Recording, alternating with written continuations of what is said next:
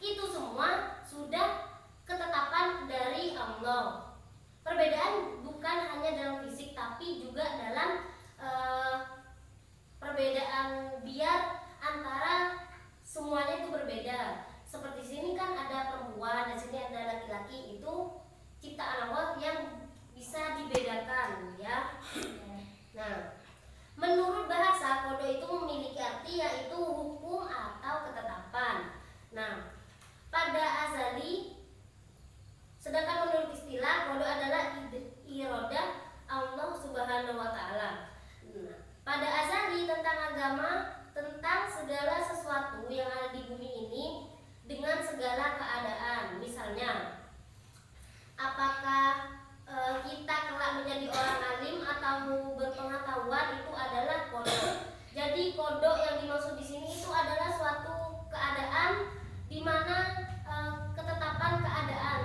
Misalnya ya, Vira besok besarnya itu jadi orang yang jadi dokter, Anis jadi guru, seumpama. Nah itu ya, itu sudah ketetapan dari Allah, kodoknya Allah. Nah, sedangkan kodar di sini adalah penciptaan sesuatu oleh Allah Subhanahu wa Ta'ala sesuai dengan ukuran dan keadaan tertentu yang menjadi iroda Allah Subhanahu wa Ta'ala. Seperti menciptakan ilmu di dalam diri kita setelah hadir di dunia dengan kehendaknya pada azali. Jadi yang dimaksud kodarnya di sini, kalau kodok itu tadi kan takdir, kodok itu takdir. Dimana kalau Vira ini sebisa takdirnya jadi dokter gitu, Anis jadi guru. Sedangkan yang kodar di sini itu apa? Itu sudah kayak takaran. Allah ngasih ilmu ke Vira berapa persen, ilmu agamanya berapa persen, ilmu umumnya berapa persen, itu adalah kodar. Sedangkan kodok tadi takdir. Gini, kodar nanti ibu jelaskan ya di belakang, itu nanti ada perbedaannya. Nah, di sini juga ada perbedaan kodar dan kodok. Yang pertama yaitu kodok ya. Kodok itu merupakan suatu ketentuan dari Allah Subhanahu wa Ta'ala atas makhluknya sejak zaman azali dan tidak bisa diubah dengan apapun. Kodok itu kan katanya saya tadi suatu keadaan yang gak bisa diubah, itu adalah kodok. Kodoknya Allah tuh gak bisa diubah. Sedangkan kodar di sini merupakan ukuran atau batasan dari ketetapan Allah Subhanahu wa Ta'ala atas segala keputusan di saat kita telah berada di dalam dunia sesuai dengan usaha dan daya upaya kita dalam berusaha. Nah, jadi yang kalau kodok tadi kan suatu takdir, sesuatu yang tidak bisa diubah. Jadi kalau kodar ini suatu ketetapan atau ukuran yang ada di dunia yang sesuai dengan usaha. Jadi kalau kita berusaha itu bisa mengubah kodarnya Allah, ngerti? Nah, di sini istilah kodar dan kodar itu juga sama-sama berupa takdir kalau menurut istilah. Tetapi dilihat dari pengaruh usaha manusia, takdir dapat dibedakan menjadi dua macam. Yang pertama itu takdir mutlak, mu'allaq, dan yang kedua takdir mubrom. Jadi takdir mu'allaq ini adalah takdir yang dapat diubah oleh usaha manusia. Jadi takdir mu'allaq ini kan kodok dan kodar itu sama-sama takdir kalau dibahasakan dalam istilah. Jadi takdir ini ada dua. Yang pertama takdir mu'allaq itu, dan yang kedua takdir mubrom. Nah, takdir mu'allaq ini suatu takdir yang dapat dirubah dalam bentuk kita berusaha. Kalau kita mau berusaha, takdir kita bisa berubah. Tapi kalau kita gak mau usaha, berarti kita sudah menerima apa yang Allah kasihkan, gitu, ngerti? Nah, dan yang ini kan takdir mu'allaq, takdir yang dapat dirubah ya. Sedangkan takdir mubrom ini yaitu takdir yang tidak bisa diubah, sebagaimana contoh jenis kelamin manusia, itu takdirnya Allah yang mubrom, artinya tidak bisa dirubah. Kenapa orang yang kayak banci itu laki-laki dirubah menjadi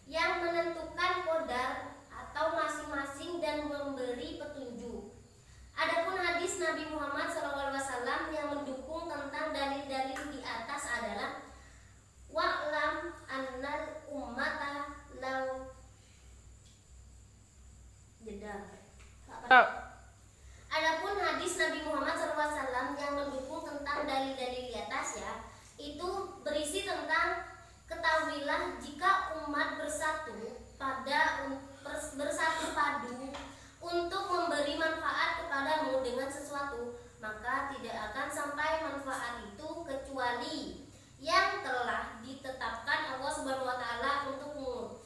Jika mereka bersatu padu untuk mencelakaimu, maka engkau tidak akan celaka kecuali yang telah ditetapkan Allah Subhanahu wa taala untukmu.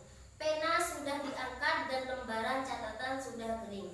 Artinya dari hadis ini ya yang bisa dipahami yaitu tentang takdir. Artinya kalau ada yang udah berusaha untuk gini, kalian berbuat baik ya, berusaha mungkin sudah membuat baik, tapi hasilnya kayak gak sesuai sama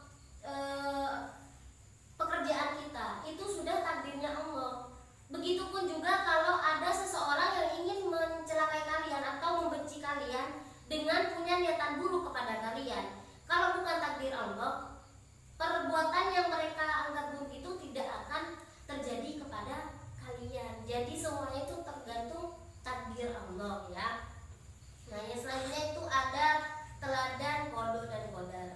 Nah, mempercayai qada dan qadar itu wajib. Nah, kita harus yakin dengan separuh hati bahwa segala sesuatu yang terjadi pada diri kita, baik yang menyenangkan maupun yang tidak menyenangkan, itu semuanya atas kehendak Allah Subhanahu wa taala. Nah, di sini takdir Allah Subhanahu wa taala merupakan irodah atau kehendak Allah Subhanahu wa taala. Oleh sebab itu takdir tidak selalu sesuai dengan keinginan kita. Yang artinya itu kan seumpama kita itu kadang ada orang sih, aku pengen jadi gini, kenapa aku jadi kayak gini gitu ya. Itu semuanya karena takdir ini. Semua yang kita inginkan itu gak harus kita miliki, karena semuanya sudah ditakdirkan oleh Allah Subhanahu wa taala. Tapi kalau kita ada usaha, insya Allah Allah akan memperbaiki. Kalau kita mau memperbaiki dengan baik, Allah juga akan merubah takdir kita menjadi baik gitu. Nah, yang selanjutnya itu hikmah beriman terhadap qada dan qadar. Yang pertama itu, nah, hikmah di sini memiliki manfaat atau hikmah yang besar bagi kehidupan kita di dunia untuk menuju kehidupan kekal kita di dalam akhirat. Yang pertama itu melatih diri untuk banyak bersyukur dan bersabar. Jadi hikmah dari mempercayai atau beriman kepada qada dan qadar ini untuk melatih diri kita sendiri untuk banyak bersyukur dan bersabar. Nah, yang kedua yaitu terhindar dari sifat sombong dan putus asa. Jadi manfaatnya agar mempercayai qada dan qadar ini juga memberi manfaat agar kita itu gak sombong, tidak mudah putus asa. Jadi semuanya kan dari Allah, jadi kita tidak boleh sombong dan tidak boleh putus asa. Dan yang ketiga yaitu mampu optimis dan giat bekerja. Optimis, jadi kita nggak boleh punya pemikiran pesimis. Jadi maksudnya tuh nggak boleh pemikiran yang buruk, harus positif terus pikirannya. Aku bisa gitu, nggak boleh putus, ya sama kayak putus asa ini nggak boleh. Jadi optimis gitu, aku bisa gitu. Giat bekerja, jadi berusaha ya. Dan yang keempat itu menenangkan jiwa. Kalau kita percaya, kita beriman kepada Allah, kan kalau kita beriman kepada Allah berarti kita beriman kepada qada dan qadar juga. Nah, itu bisa menenangkan jiwa kita. Nah, materi sudah. Yang selanjutnya itu ada tugas, dicatat. Siapa yang gak mau pulpen? Gantian ya, kamu dulu, nanti Hilmi nyentuh soalnya ke Imam. Nyentuh soalnya tidak boleh sama jawabannya ya.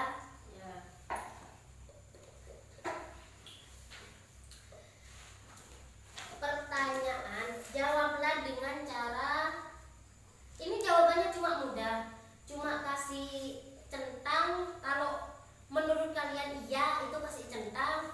Kalau menurut kalian tidak, gini, ibu tuh nanti baca suatu pengertian lah gitu.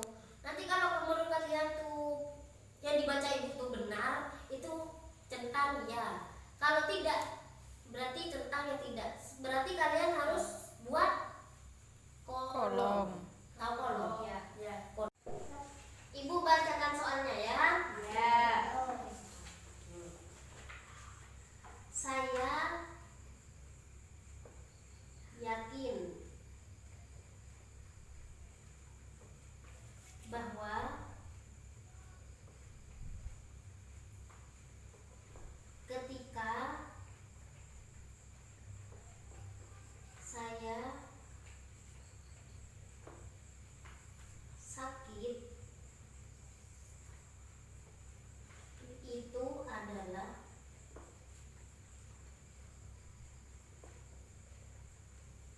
sudah jadi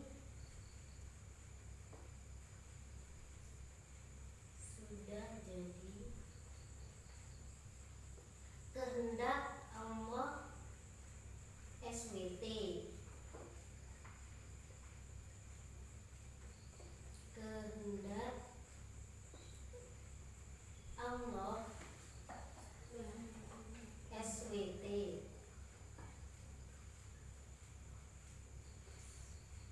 Sudah. Yang tidak dapat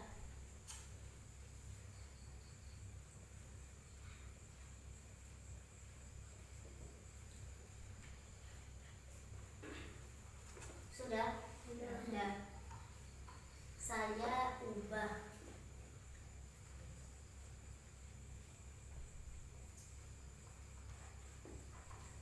titik. Nanti kalian tuh tinggal tentang itu benar apa salah pengertian itu. Kalau benar ya, kalau salah tidak. Lanjut nomor 2.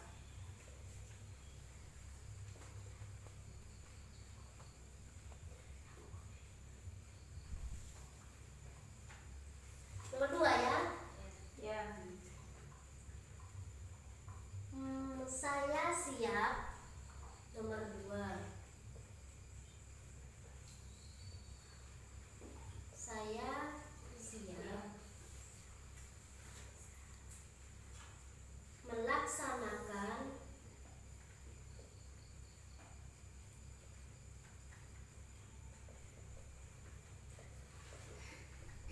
apapun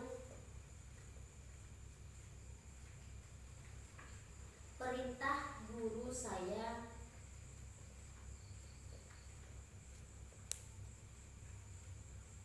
sesuai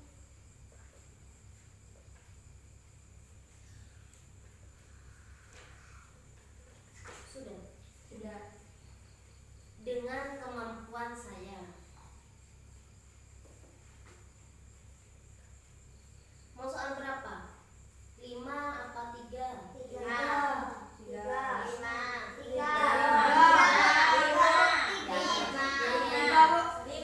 Menurunnya prestasi belajar. Nomor 3 itu. Menurunnya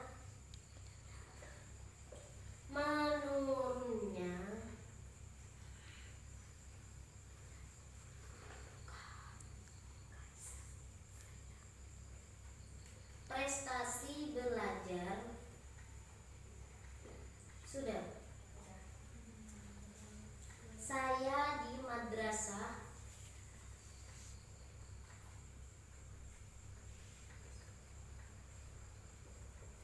disebabkan karena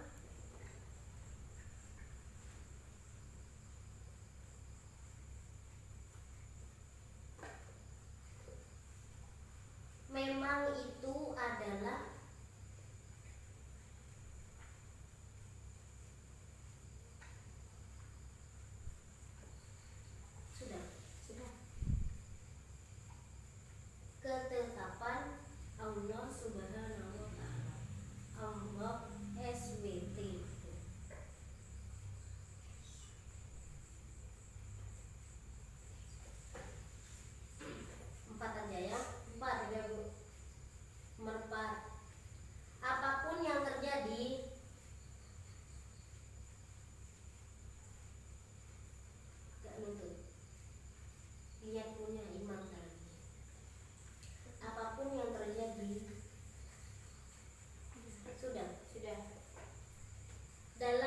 kehidupan saya pasti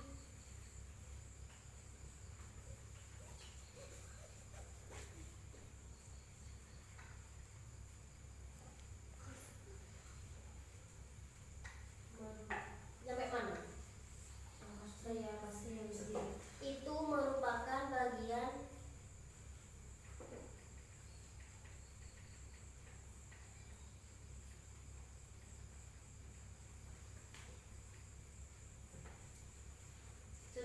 sudah dari qadar Allah Subhanahu wa taala, dari qadar Allah Subhanahu wa taala, SWT sudah untuk saya titik.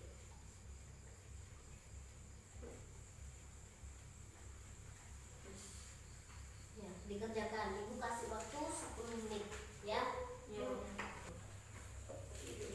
Sudah anak? Sudah. Kumpulkan satu-satu, nggak boleh gerumbun, maju satu-satu. Mam, Ril, Revan,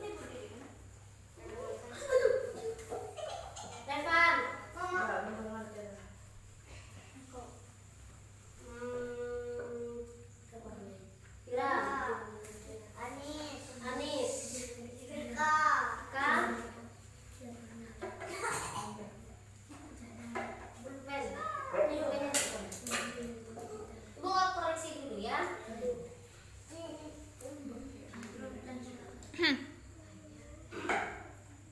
100 dibagi 4 berapa? Berarti 60. Satu soal ini nilainya 25 ya. 25 kali 4 100 kali 4 100. Bener kan? Ya, berarti poinnya 25 ya. Kalau salah satu berarti nilainya 70.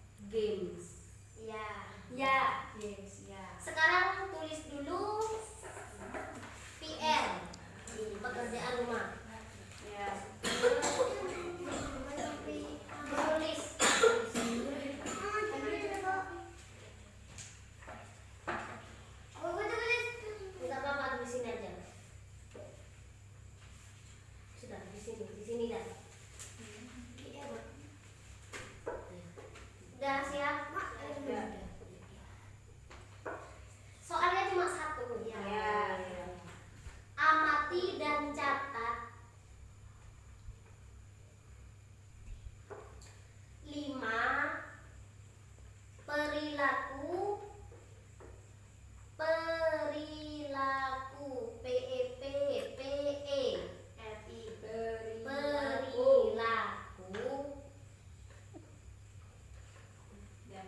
teman kalian dalam kegiatan sehari-hari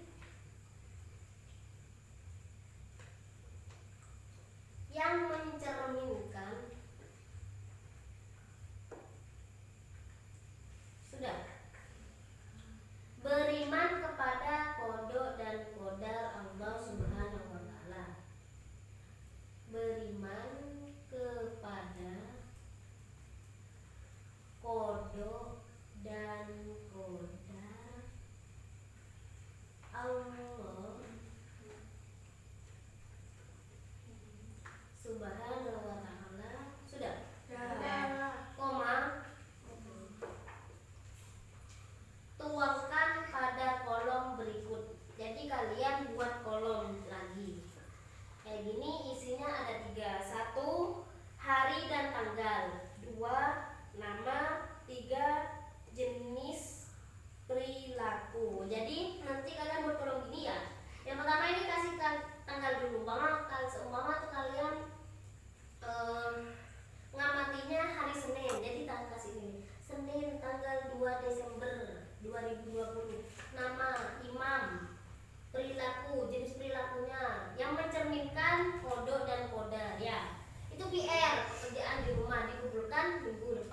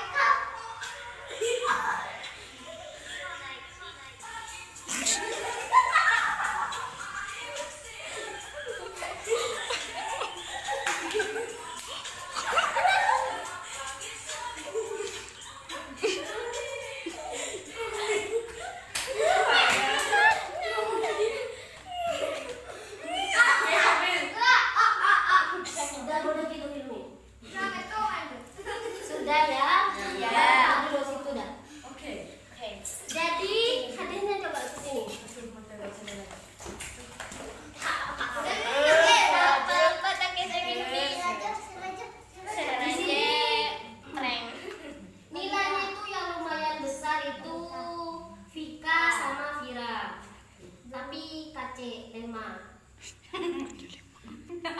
Vira lebih tinggi, Vika 75.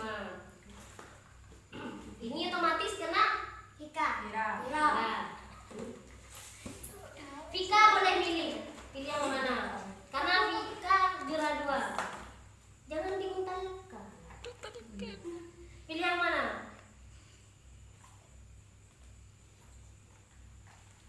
Sudah. Dan yang nomor 3 Anis.